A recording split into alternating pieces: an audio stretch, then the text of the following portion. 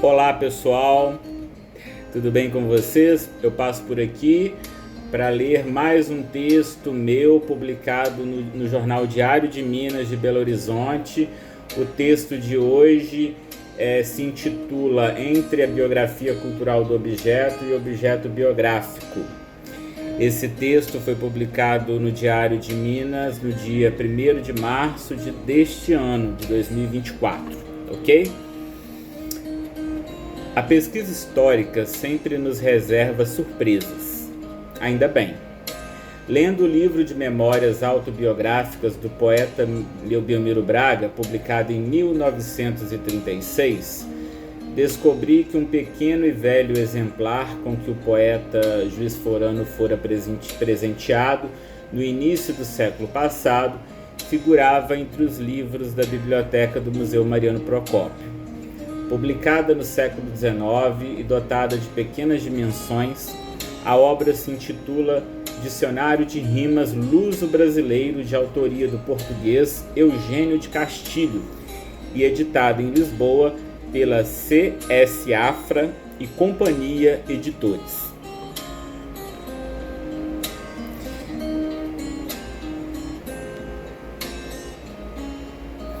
Essa publicação portuguesa circulou amplamente entre diversos escritores brasileiros. O autor, Eugênio de Castilho, nasceu em Lisboa em 1846 e faleceu em 1900. Atuou como escritor, poeta e amanuense da Biblioteca Pública de Lisboa. Aos 20 anos, ingressou na carreira literária, escrevendo o romance Miragens da Felicidade.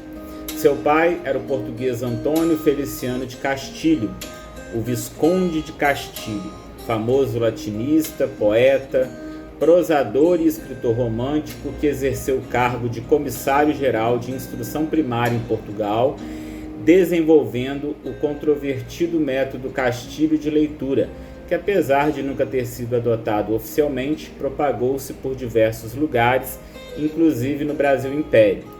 Foi ele também o autor do prefácio do Dicionário de Rimas, publicado por seu filho. Na folha de rosto do exemplar, pertencente ao Museu Mariano Procópio, uma assinatura à caneta logo chama a atenção. O autor da assinatura é Correia de Almeida, um famoso padre poeta satírico de Barbacena, que vivendo entre 1820 e 1905, deixou vasta produção literária em livros e na imprensa.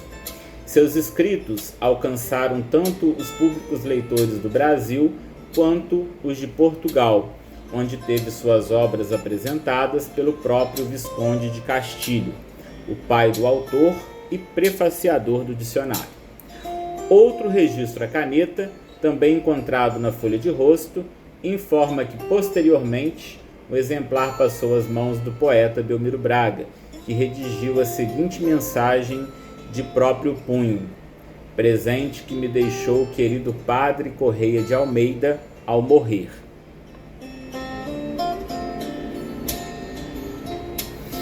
Apesar de pertencerem a faixas etárias muito distintas, Belmiro e padre Correia estabeleceram próximas relações e dialogavam, em alguma medida, com tradições literárias em comum.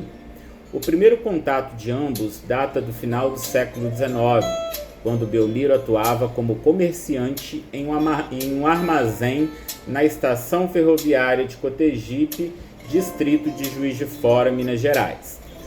Além de trocarem livros e correspondências, Belmiro comentava no Jornal do Comércio de Juiz de Fora, em 29 de novembro de 1903, sobre a produção do amigo, abre aspas, de outro grande amigo e grande mestre, o venerando padre Correia de Almeida, recebi também o seu último livro, Rabugem Inaderente, uma coleção de quadrinhas espontâneas, nas quais o tolentino brasileiro passa mais uma tunda nos nossos costumes. A lira do meigo velhinho de Barbacena não falta ainda nem uma corda, e está afinadíssima, apesar dos seus 84 anos. Estro espantoso, velhice fecunda. Fecha aspas. As redes de interlocução e sociabilidades dos escritores contribuíam para a ampliação de seus acervos bibliográficos, além das compras realizadas nas principais livrarias da capital do país, onde se mantinham antenados às novidades que chegavam ao ainda incipiente mercado editorial brasileiro.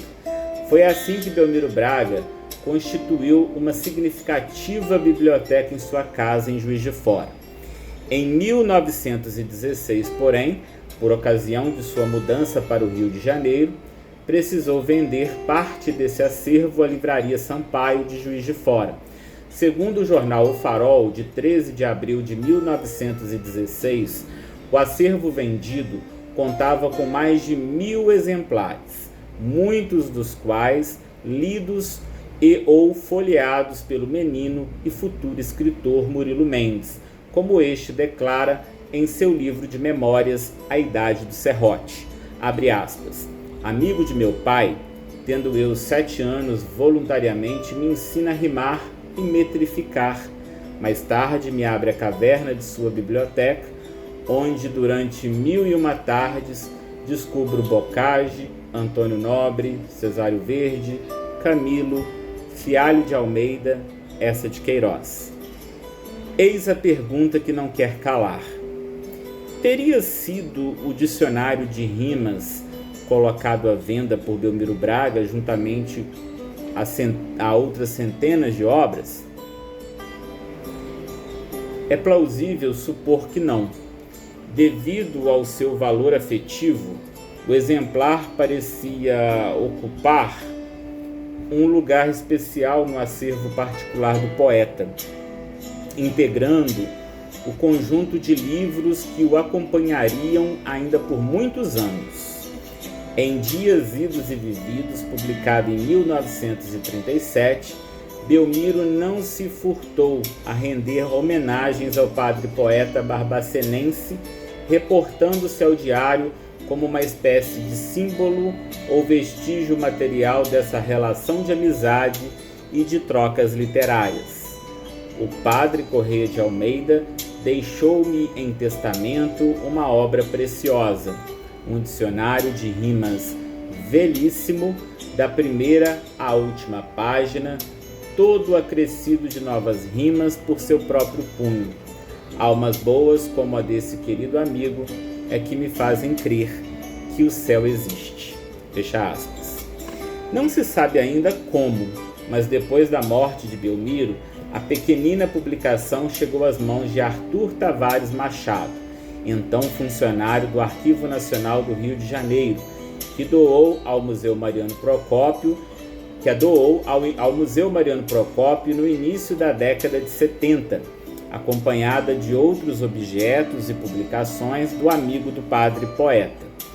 A propósito, esse acervo veio a integrar, em 1972, a exposição Centenário de Belmiro Braga, organizada pela então diretora da Instituição Geral Darmon, prima e sucessora de Alfredo Ferreira Lage.